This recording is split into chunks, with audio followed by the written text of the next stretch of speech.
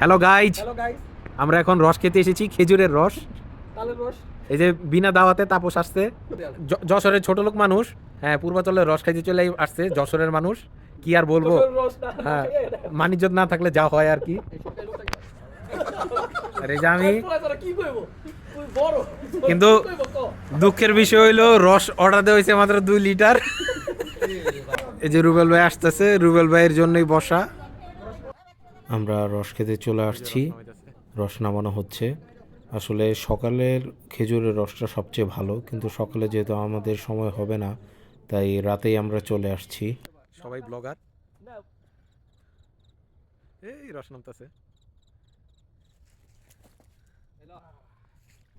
আমরা প্রায় 2 কলসি রস নিয়েছিলাম, এক কলসিতে 3.5 লিটার, 2 কলসি 7 লিটারের মতো।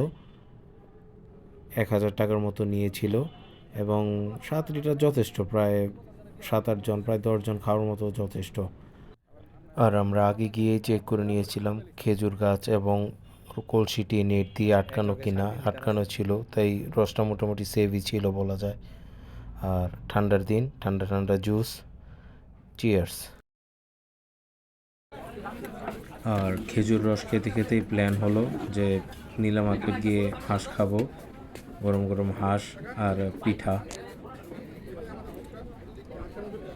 গরম গরম হাঁস, টাটকা খিচুড়ি, গরুর কালা ভুনা।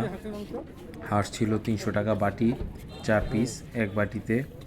কালা ভুনা ছিল 300 টাকা। এছাড়া ছিল চিতই পিঠা। তাপস খাওয়াবে।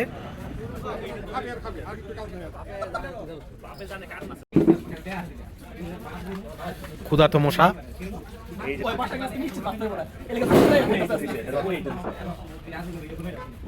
তাপস টাকা দিবে না, এই জন্য খাইতেছে না, খালি চাবাইতেছে।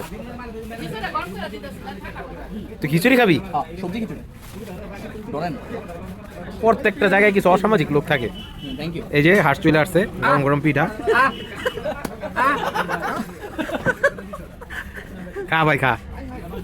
5.5 লিটার রস খাই আইয়া এই যে পোলা পানি দিয়ে হাঁসের মাংস খাইতেছে।